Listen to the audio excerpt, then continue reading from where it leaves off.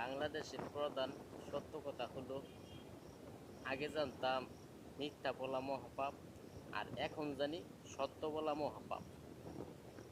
যেমন রাসেল ব্রাইব্রাস একটি সাপের নাম। তো এই সাপটি আমাদের বাংলাদেশের মানুষের চেয়ে বেশি বিষধর নয়। যাই হোক, করোনা ভাইরাস এর চেয়ে বেশিদর ছিল। এই বিষধরের কারণে আমরা কিন্তু করোনা ভাইরাসে মাস্কও লাগাই নাই, কিন্তু যারা মরা হেরা মরছে, যারা বাইচা রয়েছে বেশিরভাগ ভালো মানুষই মরছে। আর কি করব। আর এখন যে রাসেল ব্রাইব্রাস এই সাপটি বাইর হয়েছে, তো ভাই, সাপ তো বাইর হয়েছে, সাপ তো মারা যাবে। বাংলাদেশে যে ট্রেনের রাস্তা ঢুকছে, এইটা কিভাবে মারা যাবে?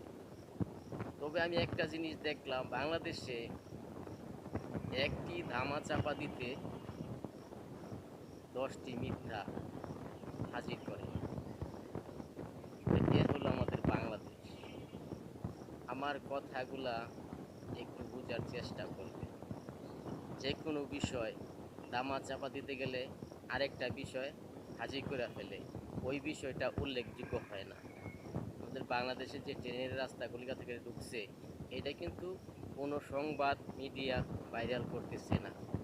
ভাইরাল করতেছে কি? বিষধর সাপ রাসেল ভাইপার। না ভাই, আপনাদের মাথায় যদি কিছু থাকে আপনারাই বুঝেন। আর বুঝেই কি হবে? যে দেশের মানুষের মাথায় ঋণের বোঝা থাকে, এদেশের মানুষ বুঝে কি করবে? তখনই আমরা প্রকৃতি মানে ডিজিটাল বাংলাদেশ পাইতাম, যখন নাকি আমার মাথায় 100 টাকা অথবা $100 আয়ের বোঝা থাকতো। বর্তমানে ঋণের বোঝা নিয়ে ডিজিটাল বাংলাদেশ বলা যায় না।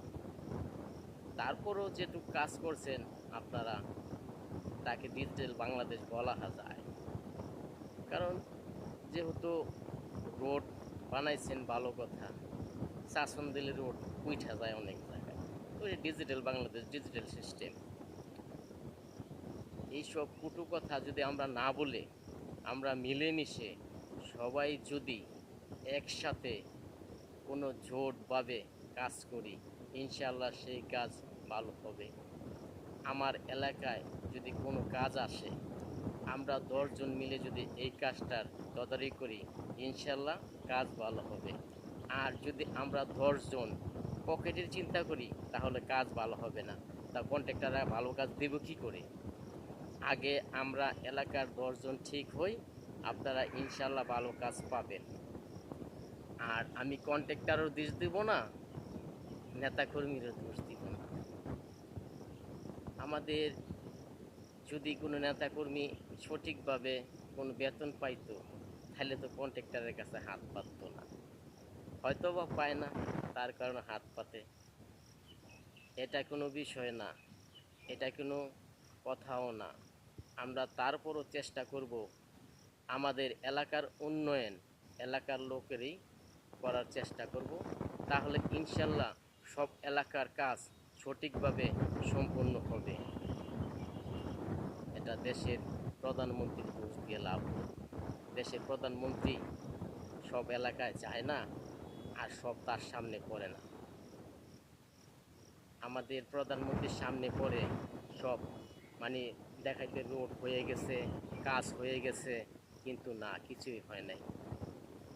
বাস্তব প্রমাণ আমাদের রূপগঞ্জ থানা এবং খিলগাঁও থানা বালু নদীর উপরে যে ব্রিজটি আজ থেকে 20 বছর আগে থেকে পড়ে রয়েছে, এখন এই রোড দেখাচ্ছে গাড়ি চলছে, কিন্তু না ভাই, গাড়ি চলছে না, শুধু পিলারই খাড়া রয়েছে। হ্যাঁ, যদি বাংলাদেশ সরকারের সামনে পড়তো অথবা সচেতন কোনো নাগরিকের সামনে পড়তো, তাহলে হয়তো এই ব্রিজটা হয়ে যেত।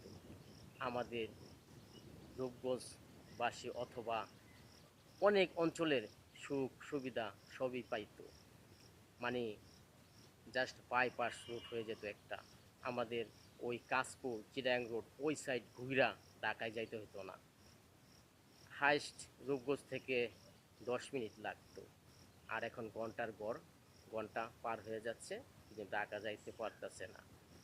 যদি কোনো সরকারি বেসরকারি কোনো লোকের সামনে আমার এই ভিডিওটা পড়ে, আমি বলবো শুধু আমার এলাকার উন্নয়নের কথাই, যাতে আমার এলাকার এই ব্রিজটা হয়ে যায়। অনেক পত্রিকা, অনেক মিডিয়া এই জিনিসটা নিয়ে লেখালেখি করছে, কিন্তু এই ব্রিজটা আর হয় নাই। কী কারণে হচ্ছে না তা আমরাও জানি না। যদি কোনো লোকের জানা থাকে অথবা আমাদের মাননীয় প্রধানমন্ত্রীর কাছে এই ভিডিওটা যায় অথবা এই ব্রিজটার কোনো কার্যকলাপ যায়, যদি কোনো সৎ হৃদয়বান ব্যক্তিকে এই সাইড পাঠায়, তাহলে মনে হয় ব্রিজটা হয়ে যেতে পারে। হ্যাঁ, 2 বছর আগে ওই কাজটা ধরছিল, আবার বন্ধ হয়ে গেছে। কিছুদিন পর পর কিছু কিছু কাজ ধরে আবার বন্ধ হয়ে যায়, এটার কারণ আমি বুঝলাম না।